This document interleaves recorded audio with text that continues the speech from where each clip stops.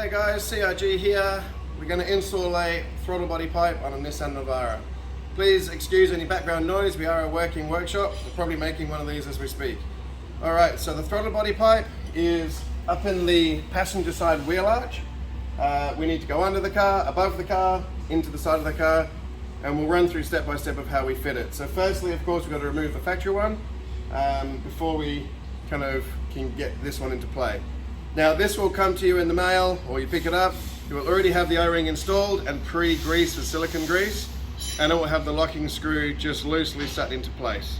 So obviously we'll deal with those when we get there, but first let's get the factory one out. Alright, so what we're going to need for the job.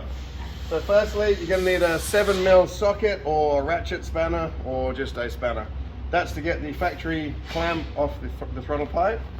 Going to need a long flat blade screwdriver, pair of pliers, either a 7mm little spanner or again a socket, 13mm, preferably a ratchet spanner. If you don't have a 13mm ratchet spanner, go get one. It will make your life so much easier. 10mm socket, long extension, and I'm going to use a obviously electric ratchet. You use whatever you've got. So first things first. All right. Now, this is my technique, my insurance policy. Not everyone does it, but I always disconnect the battery positive when I'm doing a throttle pipe. For the simple reason is when we're installing the aluminium throttle pipe, you're getting to within about 1.5 inches of the positive terminal on your starter motor. If you touch your throttle pipe on the starter motor terminal, you will probably more than likely blow one of the fuses here on the top of your battery pole. If that's the case, you've got to basically buy that whole top terminal from a wrecking yard, and it's just a pain in the ass. So a 10mm socket, unless you change your clamps over in the past. I have a rag ready so I can shove it in between the battery and the pole. If you've got wiring everywhere, this is awkward. If you have wiring everywhere, I suggest you don't have wiring everywhere and you do one single power pole or something over there. All right, get that one off there, shove the rag in there so it's isolated. Now there is no power to our starter motor and we can't zap ourselves. All right, next one, 7mm socket. Now, if you've got something like a ratchet, you can do it from above. If you don't have a ratchet, you can also do this with a flat blade screwdriver in through the wheel arch. This is definitely the easier way. So, because we've got a bull bar, I need a step to get over it. Over the top for me is definitely the easiest way, using the battery ratchet. And I'm going to put a headlamp on so I can use both hands and see what I'm doing. Pretty dark down there. Alright, so one single hose clamp. It's on the pipe and it's just inside of basically the engine mount. You're probably not going to be able to see it, but when you look down here yourself, you can't mistake it. As easy as that, hose clamp is undone. Now, once it's undone, the hose clamp will either fall forward onto the throttle pipe, or it'll fall all the way down towards your intercooler. Not the end of the world. But what we need to do is now remove that pipe from the throttle body pipe. So reach down in there, yoink it off, pull it off. Now, bring the camera in over the top here. This is a little tip. We always pull the pipe forward and wedge it at the front here. The clamp came off. Wedge it just here on the pulley so it's out of the way of where we're working. So I've got it, you can't really see, got it wedged in here. There you go, in front of the pulley. Creates a whole heap of room down there for me. All right, now we go under the car. So obviously we're using the hoist to lift the car up because we're a workshop, we've got a hoist. If you're at home, just slide on your back underneath. It's not hard. I tend to do a lot on the floor right behind the camera anyway. Just go straight up underneath. Get the hole.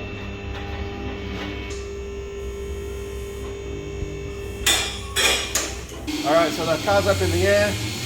Just a little mention, just for the sake of it, because while we're here, the shock absorber on this car are completely rooted. Obviously, heavy bull bar, stock springs.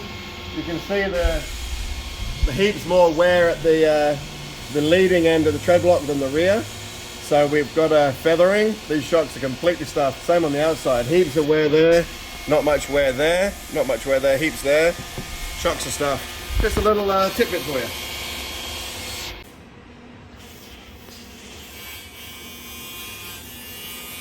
Alright, so this is the fiddliest part of a throttle body pipe if you don't have a hoist. So we've got to get that bolt out that I was pointing to there. So that's the 13mm bolt that I use a 13mm ratchet spanner for. So I'm going to put the light back on my head again. I apologise if I shine into the light.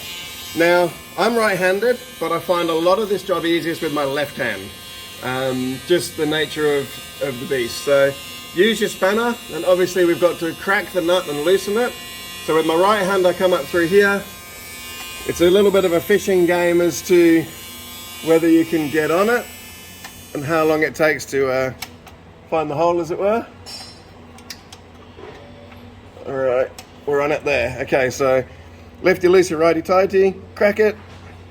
These are always fairly tight because it's a plastic bracket. So when it's done up from factory, it's eaten into the plastic bracket.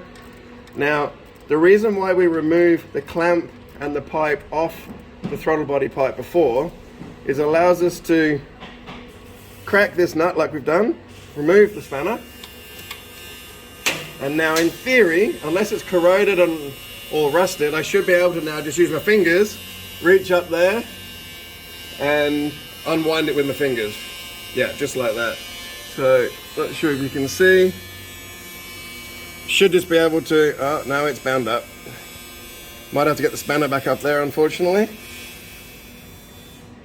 Yep, so I'm going to have to get the spanner back up in there. Sometimes these will just come out really nice with your fingers. The negative of having to do it the whole way with the spanner is you can't get the spanner back off the head of the bolt easily once it's undone. So, even as it is, I'm struggling to get it back on because there's pipes and everything in the way.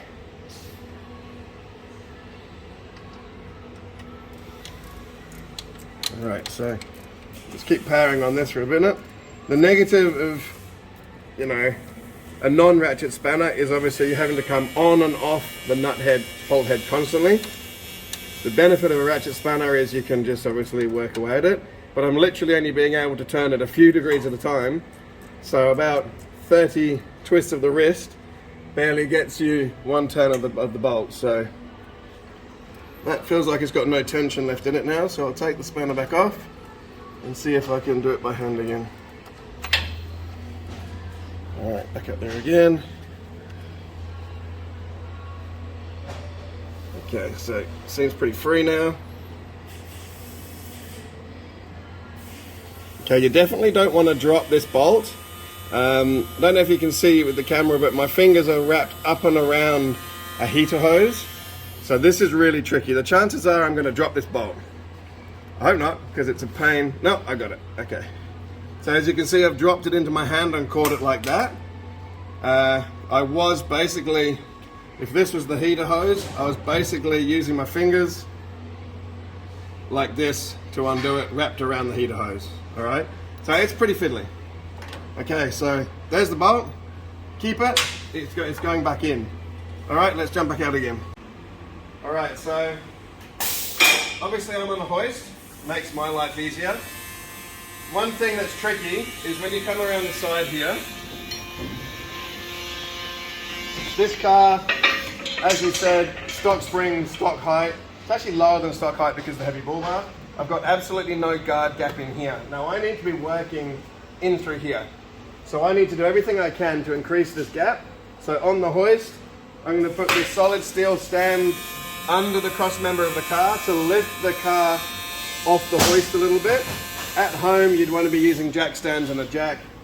Even easier is jack it up and take your wheel off. That way you've got all that access. In the workshop, I just don't have the time when we're fitting so many of these all the time to be taking wheels off. So I'm going to shove some chocks under the wheels and then lift the car off the suspension to give myself a little bit of room.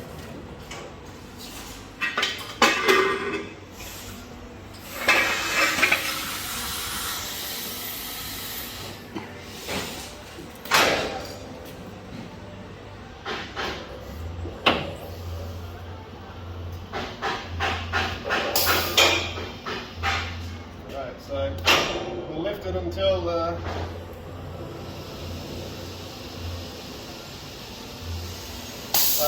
so that's about the most I'm going to get without lifting the whole car off the hoist, which is not ideally so. So as you can see, we're working in here.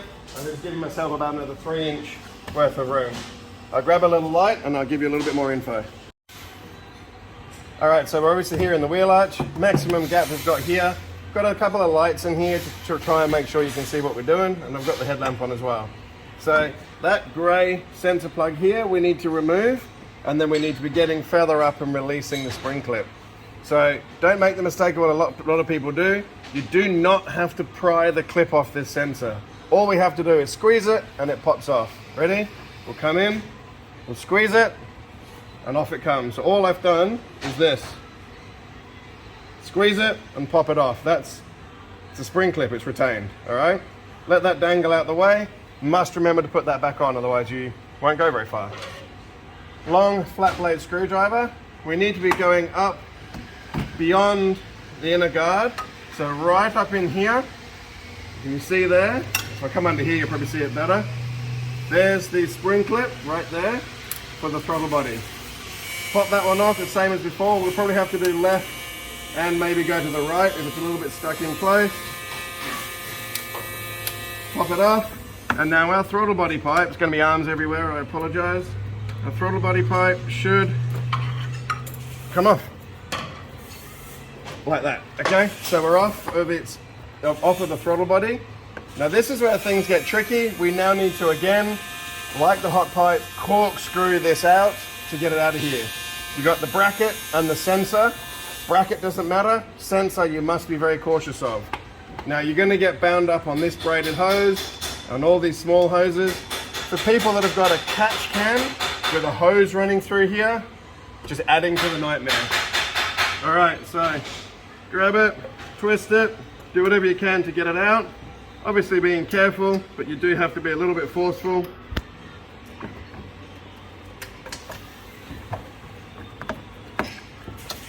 And out we come. Alright, let's go to the bench. Alright, so we're back at the bench. Now we've got new throttle body and old throttle body pipe. This one, as you can see, it's a bit of a mess. Has been leaking all the way around the outside. These do have the same seals in them as the hot pipe, so they've got no chance of surviving. So same again, we need to break this plastic retainer off to free up our spring clip. Pop the spring clip off all the way around, and we need to clean that because it's grotty. Now we also need to get our sensor out. So this is where I use the 7mm spanner. Now you can see the inside of the sensor there. As you can see, the sensor has got a kind of outward claw that latches into place. So I'm going to use the spanner to push over the fingers of the claws to push them in, which should release it. All right, now this is fiddly. So push the spanner over it like that there, put a bit of pressure on it, close it down and pull the sensor, and it wiggles on out. All right, you can do that with a 7mm socket exactly the same way. Kind of balance it on your finger, push it in, and what that does is it pushes on those claws, closes the claws up and allows it to pop out. Now give that a bit of a wipe off. I wouldn't use any cleaning agents or anything like that, but just get a bit of a wipe down while it's here. And we'll wipe down our spring clip as well. And then I'm also going to wipe down my fingers because I don't really want to be touching the nice new throttle body pipe with the old grotty greasy fingers. I will be back in a second. Alright, so we're going to put our sensor in the pipe. I didn't mention at the start that you do need a fairly broad head fillet set screwdriver. Unscrew the locking screw. Now, come in closer.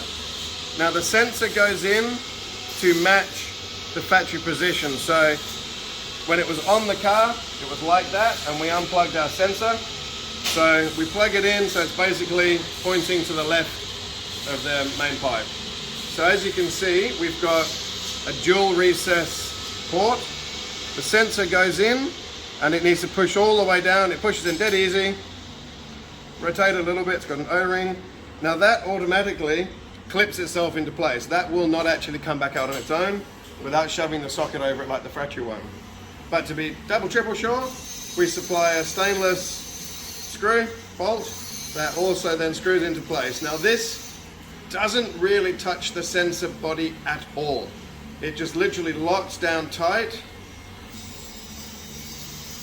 onto its boss. You can actually still turn the sensor. It's purely just there as a secondary locking in case for some reason those jaws go soft over the years. That's done. You don't need Loctite or anything like that because there's no load on it. It just sits there. Okay, now we need to put our freshly wiped down clip back on. Put the U shape into the single notch. Make sure the legs are pointing downward and lock it into place, just like that.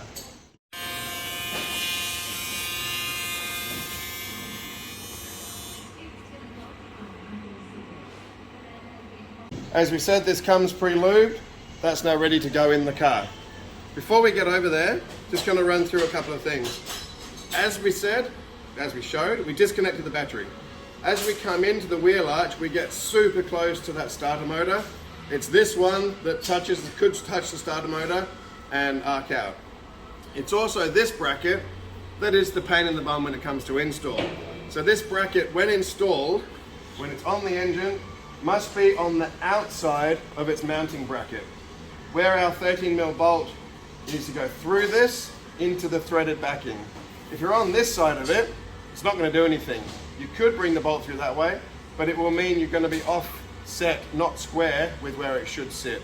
So it must go up and over the front, as in the wheel side of the bracket. And we'll show you how. Let's go back to the car. Okay, so when we get into the wheel arch here, this is where it gets tricky, as we said. Before we put the pipe in there, I just want to explain something. So your arm is going to have to go through this gap here. So how I do it is I pull it up, put my arm in, and it just holds it back. If you want to undo the clasps in here and pull your inner guard out, if you've taken your wheel off, that makes it all easier. But I don't have the time to do that, and you don't need to. It just is easier if you remove this and this. Okay, so in here, if you come in through this way, the main radiator pipe, which is this one here, where my middle finger's pointing, our throttle body pipe has to go underneath it. Now, if your car engine is hot, that water pipe will have pressure in it and it will be hard. It will be harder to fit your throttle pipe if you have engine coolant pressure. Make sure your car is cool and it will make life easier.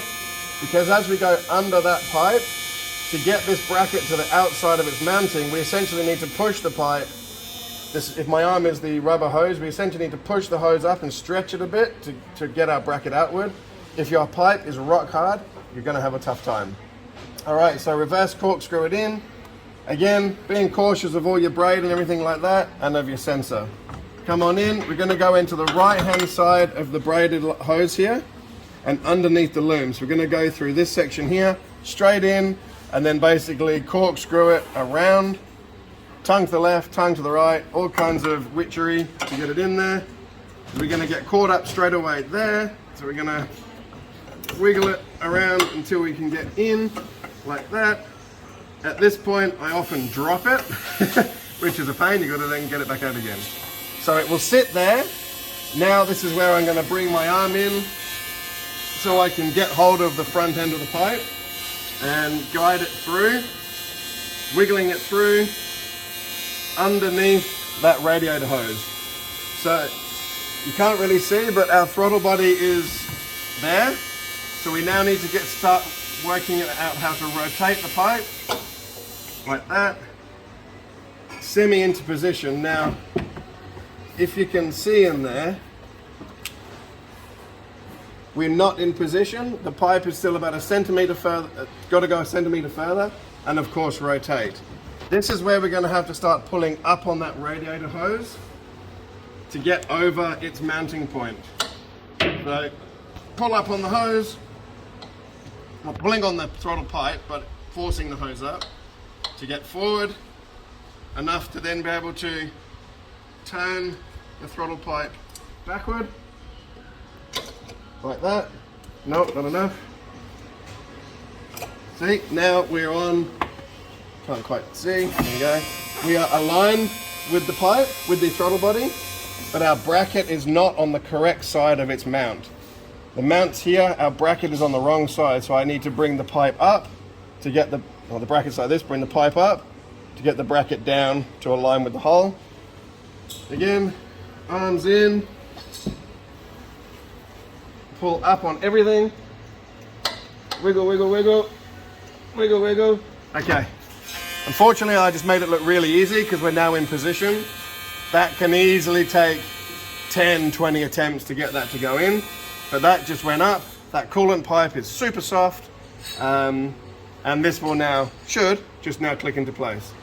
But you'll more than likely have to keep stuffing around, fiddling with my middle finger on the left side here. It's kind of on the bracket, on the mount, and I can feel that it is now dropped onto the correct side. Push it on, click into place. All right. So I apologize for this video that went on really easy. Do not stress if it takes you 10, 15 attempts. Get halfway through, you'll get pissed off, go and have a breather, go and crack a Coke, can of Coke, and have a breather, refresh, come back. You'll probably find once your heart rate drops and your frustration drops off a bit, it'll just click into place, all right? It's all in that radiator pipe. Took me a long time to realize I'm having to pull up, literally push into the radiator pipe and pull that radiator pipe up to create the room to get over the bracket. On a car that's hot, you generally won't get it. You need the car to be cool. All right, so just double check we're clicked into place, although I'm pretty sure we are. Yep, we sure are. While we're here, I'm gonna grab that sensor and plug it straight back in. Make sure it clicks into place. Give it a little pull, make sure. They do tend to have a little bit of a faint click and then a broader click. Obviously you need the second broad click for it to be in place. All right, that's good. Now, our throttle body pipe is still loose. We need to go back under the car and put that bolt back in place. All right, so we're back under the car. Car's lifted back up to working height. At home, you're gonna be back on your back. Put something under your head as a little pillow because you're gonna have to keep your head off the floor to kind of reach. I'm going to kick the stand out for now, and we're back exactly where we were, fiddling up here, trying to get this bolt back into place. Now if you remember, this one has a fair bit of corrosion on it. It's even got what looks like coolant on it. So I'm actually just going to grease up that a little bit. Certainly don't pile it on because sometimes it can make it harder to get it in. All right, so have a little brief look up there. The bracket isn't aligned with the hole. So before you try shoving something in the hole, just make sure it aligns nicely. So I just need to basically get my hand up there to the front of the throttle pipe, pull it down a fraction.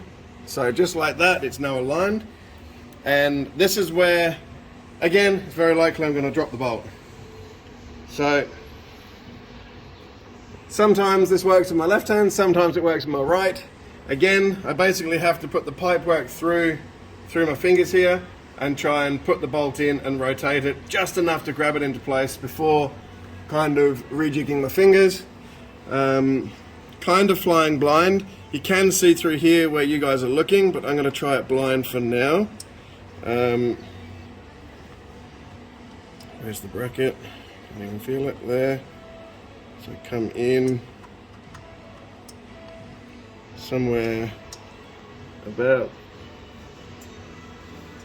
there. All right. Okay, cool. Bearing in mind I've done this hundreds of times, again, you will fight with this, okay? All right, so I've got it started, just a couple of turns, enough to now focus on threading it in and not having to worry about dropping it. So again, I need to wrap my hands over the pipe and start winding that one in. The more you can wind it in with your fingers, the better, because doing it with a spanner is just slow. As I said, that's why I put a little bit of grease in the thread. This one was corroded and I couldn't get it out easily by fingers, so it wouldn't go back in by fingers. So I lubed it up and it's going in fairly well. It will get to the point where obviously your fingers have gone numb, your arm's shaking because there's no blood flow, your hands are hurting because you're wrapped around metal brackets, and you run out of puff, like that. Okay, so pretty good. Now a little tidbit, before you tighten the bracket, push the throttle pipe right up so it's kind of pulling on the thread a little bit. That's purely to have it positioned correctly. If you have it too low or right at the lowest point, it'll be harder to get the rubber pipe back on. All right, so as we said, if you can see what I'm doing, push it up. Now, lefty loosey, righty tighty, so I'm now to the right. You could probably see up in there. Get the spanner back on, ratchet spanner for the win, and get you a bit of light in there. Tighten it up at about a 1/16 of a turn each go. Turning at about probably 19 degrees. I think that's the average spanner tooth size, and I think I'm probably only turning about normal spanner. If you don't have a ratchet spanner, this will literally take half an hour. All right, we are just about tight. Check that again. One little bit more. All right, we're done. We can now lower the hoist back down and put our pipe on. All right, so we're back on at the top of the engine. The clamp from factory is basically in this kind of position, so I undid it by coming in through here. To make life really easy to put it back together, we're going to flip the clamp around to be in this direction. Then once we're in place using our long extension, we can come in straight on top of it and tighten it up, and just makes life a lot easier. So to do that, we need to obviously get it back on the rubber pipe, and then we need to get the rubber pipe onto the throttle pipe. So come on down, pull the pipe off where we had it wedged, tighten the clamp down. Now, as I said earlier on, the clamp will more than likely fall forward onto the throttle pipe, or fall all the way towards the intercooler pipe. So if you can kind of keep it under your hand most of the time, it'll save you going fishing for it, but it's not the end of the world. You just got to reach down there. All right, so now that we are loosely aligned, this can be a little bit awkward. We've now obviously got to get the pipe, the hose onto the pipe. Now, chances are it'll catch and get caught in various places. You're squeezing the pipe, it's going to go out of round. Obviously, you've got to get it on a round surface. So we'll see how we go. Arms down in there, kind of try and hook one section and then push it on to the next one. Work it around. Nope, thought I had it, didn't.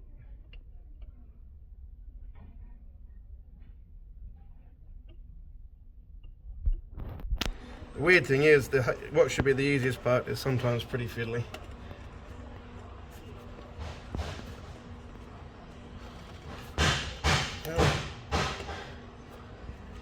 Alright, no, I thought we had it. Lost it. Okay, so we might be on. So once it first starts, you then obviously got to get it all the way. No, let's come off again. Alright, we're on. So as you can see, it's now started to come on to the aluminium pipe. We need to get this rubber hose all the way down to that bead of aluminium weld down there, okay? So we've got to go on about another inch worth, and that's purely just a case of squeezing and wiggling and pushing. The throttle pipe can move, it will move a fraction, which is fine. How are we going there? So another centimetre or so. If you can you see it here? We're still not quite at the bead.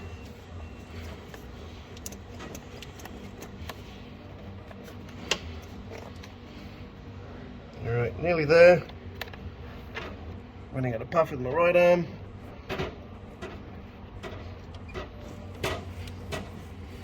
All right, just about there. Cool. All right, so now bring your hose clamp around. So as we said, it's in a really easy to get to position. You can see the track that it was on. So we'll get it back in that track, but I'm going to use the factory ratchet again on a long whatever length, I don't know, 40 centimeter extension.